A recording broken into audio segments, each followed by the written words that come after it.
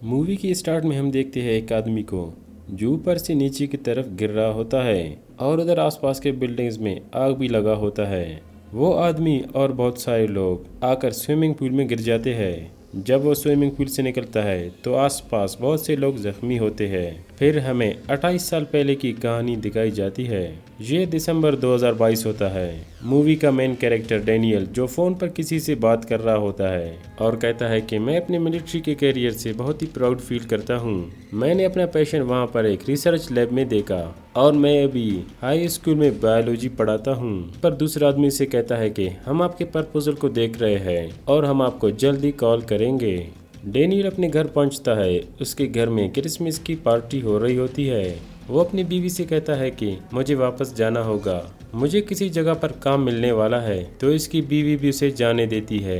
जब वो बाहर निकलता है और उस आदमी से बात करता है तो वो आदमी से कहता है कि हम आपको सिलेक्ट नहीं कर सकते, हमें कोई और मिल गया है। तो डैनियल मायूस होकर दोबारा से घर में आ जाता है और अपनी बेटी और अपनी बीवी के साथ बैठकर वो मैच देख रहा होता है। ये मैच वर्ल्ड कप 2022 का वर्ल्ड कप फाइनल होता है। मैच के दौरान अचानक से ग्राउंड के मिडल में एक पोर्टल ओपन होता है। उस पोर्टल से सोल्जर्स निकल आते हैं और उनका कमांडर आकर कहती है कि हम फ्यूचर से आए हैं और आज के डेट से 30 साल आगे है। ये सब कुछ देखकर सब लोग शौक हो जाते हैं। वो सोल्जर कहती है कि हम एक जंग लड़ रहे हैं और हमारा दुश्मन कोई ह्यूमन नहीं है और हम ये जंग हार रहे हैं, इसीलिए हम यहाँ पर आ गए हैं। 11 मंथ्स के दौरान दुनिया के सारे लोग मर जाएंगे, ये सब लोग बच सकते हैं अगर आप लोग हमारी मदद करो। नेक्स्ट सीन में हमें दिखाया जाता है कि गवर्नमेंट अपने सोल्जर्स को फ्यूचर में भेज रहा होता है और उन सोल्जर में से सिर्फ 20% वापस आ जाते हैं। यहाँ पर हम डैनियल को देख रहे होते हैं। वो स्कूल में टीच कर रहा होता है। उसे अचानक से एक इमरजेंसी टेक्स्ट आता है। जब वो वहाँ पर पहुँचता है तो मिलिट्री के लोग उसे कहते हैं कि बैठ जाओ, हमें आपके कुछ टेस्ट करने हैं। उसके हाथ को एक मशीन में डाला जाता है। जब उसके हाथ को निकाला जाता है तो उसके हाथ पर एक डिवाइस फिट होता है। उसे कहते हैं कि तुम्हारे टेस्ट से पता चलता है कि तुम 8 साल के बाद मर जाओगे, इसीलिए अब हम आपको फ्यूचर में भेज देंगे। ये डिवाइस आपको फ्यूचर में ले जाएगा। यहाँ पर एक बात समझने की है, जो लोग 30 साल के अंदर अंदर मर जाएंगे उन्हीं लोगों को फ्यूचर में भेजा जाता है। अब सारे मुल्कों की मिलिट्री कम हो रही है तो सिविलियंस को भी फ्यूचर में भेजा जा रहा है। यहाँ पर किसी को भी पता नहीं है कि पहली बार एलियंस कब और कहाँ लैंड हुए थे जमीन पर। अचानक से रशिया में अटैक शुरू हुआ। वो एलियंस तेजी से बढ़कर सारे दुनिया में फैल गए। दूसरा प्रॉब्लम, फ्यूचर में बनाने वाला मशीन जो इंसानों को फ्यूचर में पहुंचाता है या पास्ट में, वो टाइम को मोड़ता नहीं है बल्कि पैरेलल तरीके टाइम को आपस में जोड़ता है। इस टाइम लिंक की वजह से आप कभी भी और कहीं भी ट्रेवल नहीं कर सकते। इनका जंप लिंक सोल्जर्स को तो 2051 में पहुंचा सकता है और वहां से सिर्फ वापस ला सकता है और इनका जंप लिंक सिर्फ प्रोटोटाइप स्टेट में है। हर सोल्जर के हाथ में इस तरह के डिवाइस होंगे और इसी की वजह से टाइम में आगे और पीछे ट्रेवल करेंगे। ये डिवाइस सिर्फ 7 दिन के लिए प्री प्रोग्राम्ड है। 2051 में जाना है, 7 दिन तक अपने मिशन पर काम करना है और वापस आ जाना है। जब बायोलॉजी क्लास में डैनियल पढ़ा रहा होता है तो उधर एक और बच्चा भी होता है जो वहाँ पर अपना हाथ रेस करता है। इस बच्चे को आप लोग याद रखना। दूसरे बच्चे तो कहते हैं पढ़ाई किस लिए, हमें वैसे भी मरना है आगे जाकर। तो यहाँ से दोबारा से कहानी को स्टार्ट करते हैं। लकीली डैन के पापा इस तरह के डिवाइसेस को रिमूव करने में माहिर थे, लेकिन इन दोनों बाप बेटी की जरा भी नहीं जमती थी। डैन के पापा उसकी फैमिली को छोड़कर चले गए थे। इस बात के लिए डैनियल ने इसे अभी तक माफ नहीं किया। अपनी बीवी और बच्चे की खातिर डैनियल किसी तरह अपने पापा से मिलने गया, पर उन्हें सामने देखकर डैनियल के पुराने इमोशंस बाहर आ गए और वो बिना डिवाइस को निकाले ही वापस आ गया। डैनियल घर वापस आकर अपनी बीवी और बच्चे को कहता है कि अपने फ्यूचर को सुरक्षित करने के लिए मुझे ये लड़ाई लड़नी होगी। डैन की बेटी बड़ी होकर साइंटिस्ट बनना चाहती थी तो उसे ये दुनिया को बचाने वाला लॉजिक समझ में आता है। डैन के साथ और भी लोग यहाँ पर गए थे फ्यूचर में, लेकिन हम इन दोनों पर सिर्फ ही तवज्जो देंगे, चार्ली और डोरियन। डोरियन इससे पहले भी 2 बार जंप कर चुका था। अब 6 महीने में ये कैंसर से मरने वाला है, इसलिए ये अपनी मर्जी से बनना चाहता है। डोरियन फ्यूचर से अपने लिए बहुत सारी चीजें लाता है, जैसा कि सीलिंग क्लॉक को याद रखना। इन सोल्जर्स को 2 ग्रुप्स में डिवाइड करके मियामी बीच पर भेजा जाएगा, लेकिन टाइम जंप के दौरान टेक्निकल एरर की वजह से इनकी लैंडिंग लोकेशन थोड़ा चेंज होगा। बहुत सारे सोल्जर्स तो क्रैश लैंडिंग में ही मारे गए। डेनियल के लैंड होने के दौरान कर्नल ने उन्हें रेस्क्यू मिशन पर भेज दिया। इन्हें पास वाले रिसर्च फैसिलिटी में जाकर फॉरेस्टर की टीम को बचाना था। अनलकीली वहाँ पर सारे लोग मर चुके थे। अब इनका मिशन रेस्क्यू से ग्रेप और रम पर बदल गया। अब इनका मिशन ये है कि वेल को सुरक्षित तरीके से कर्नल तक पहुंचाना है। इनके पास इन मिशन के लिए ज्यादा टाइम नहीं है। कुछ देर बाद एयरफोर्स बमबारी करके एलियंस को मार देगा और उसमें सिविलियंस की भी जान जा सकती है।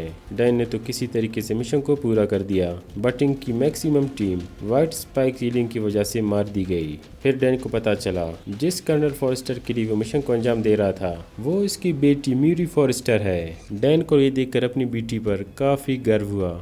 इनका अगला मिशन है फीमेल व्हाइट स्पाइक को पकड़कर इन पर रिसर्च करना। सारे मेल स्पाइक इसको बचाने के लिए अपनी जान भी दे सकते हैं। मीरू ने अपनी टीम के साथ मिलकर इस व्हाइट स्पाइक को मारने का टॉक्सिन बना दिया है, लेकिन किसी तरीके से वो टॉक्सिन फीमेल पर असर नहीं करता। इसीलिए मीरू फीमेल स्पाइक को पकड़कर उस पर रिसर्च करना चाहती है। डेनियल और मीरू ने किसी न किसी तरह फीमेल स्पाइक को पकड़ लिया और उसे बेहोश करके रिसर्च फैसिलिटी ले गए। इनका जंप लिंक भी इधर ही आसपास बना हुआ है। मीरू अपने पापा को कहता है कि आपने भी अपने पापा की तरह अपने फैमिली को छोड़ दिया था, और बीवी से डिवोर्स लेने के कुछ समय बाद डैन कार हादसे में मर गया था। आखिरी दफा मीरू ने अपने डैड को आईसीयू में देखा था। फाइनली मीरू ने फीमेल व्हाइट स्पाइक को मारने का टॉक्सिन बना दिया। तभी वहाँ पर सारे मेल स्पाइक अपने क्वीन को बचाने के लिए आ गए। मीरू ने टॉक्सिन को तो बना दिया, लेकिन 2051 में से मास प्रोड्यूस नहीं किया जा सकता। डैन को अब ये फार्मूला लेकर पास्ट में जाना होगा और वहाँ पर प्रोडक्शन फैसिलिटी में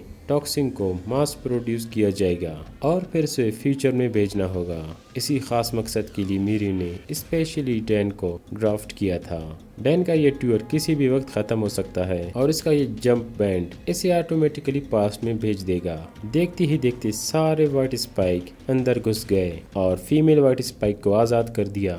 इस लड़ाई में डेनियल के सामने म्यूरी व्हाइट स्पाइक का शिकार हो गया। इससे पहले डैन को रिएक्ट कर पाए वो टेलीपोर्ट होकर पास्ट में आ गया। डेनियल तो सक्सेसफुली उस टॉक्सिन को लेकर आ गया था पास्ट में, लेकिन व्हाइट स्पाइक की हमले की वजह से वो जंप लिंक भी तबाह हो गया। अगर इन्होंने अब टॉक्सिन को मास प्रोड्यूस भी कर दिया, लेकिन फ्यूचर में अब नहीं पहुंच सकते क्योंकि वो जंप लिंक अभी खत्म हो चुका है। डैन ने जाकर ये सारी कहानी अपनी बीवी को बता दी कि उसके बेटी की पूरी कोशिश की वजह से ह्यूमैनिटी अब नहीं बचने वाली। क्यों न इस प्रॉब्लम का पास्ट से सोल्यूशन लिया जाए। व्हाइट स्पाइक्स पहली बार 2048 में दिखे थे। वो कब आए, कैसे आए, इसके बारे में किसी को भी पता नहीं है। अगर इन्हें व्हाइट स्पाइक की लैंडिंग लोकेशन पता चल जाए या हम कहें इनिशियल लैंडिंग पोजीशन पता चल जाए, ह्यूमंस फ्यूचर वॉर को होने से पहले ही रोक सकते हैं। इसके पहले ही वो अपनी आबादी बढ़ा दे, सबको टॉक्सिन देकर मार दो, तो इसी तरह से इनिशियल स्टेट में उनको हराना आसान होगा।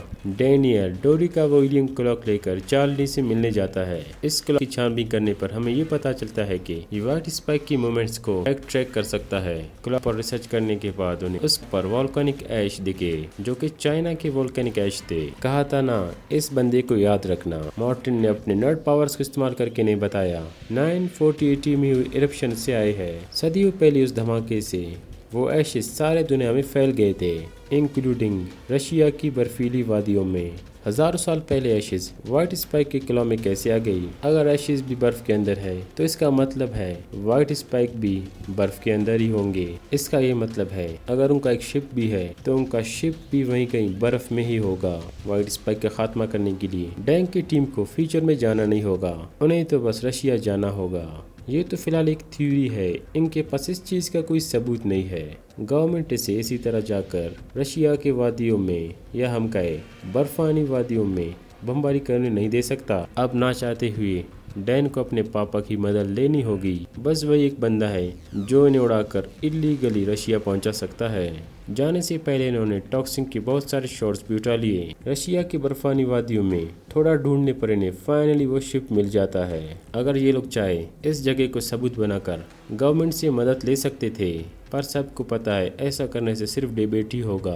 अंदर जाने पर इन्हें पता चलता है कि व्हाइट स्पाइक्स खुद ही यहाँ पर नहीं आ गए थे, बल्कि उन्हें तो यहाँ पर लाया गया था। स्पेसशिप के पायलट्स तो ह्यूमंस की तरह इंटेलिजेंट लग रहे थे। ये लोग तो व्हाइट स्पाइक को हथियार के तौर पर इस्तेमाल कर रहे थे ताकि किसी भी प्लेनेट को खाली किया जा सके। स्पेसशिप के चैम्बर्स में बहुत सारे व्हाइट स्पाइक्स थे। इनके जागने से पहले इन सबको टॉक्सिन देकर मारना होगा।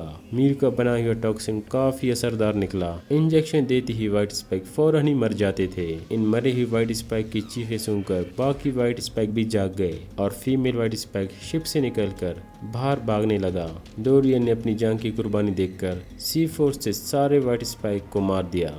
डैनियल उसके पापा फीमेल व्हाइट स्पाइक का पीछा करते हुए उसके पीछे लग दिए। थोड़ा क्लोज कम्बैट करने के बाद डैनियल ने उसे लीरी की क्लॉ और मीरी की टॉक्सिन से मार दिया।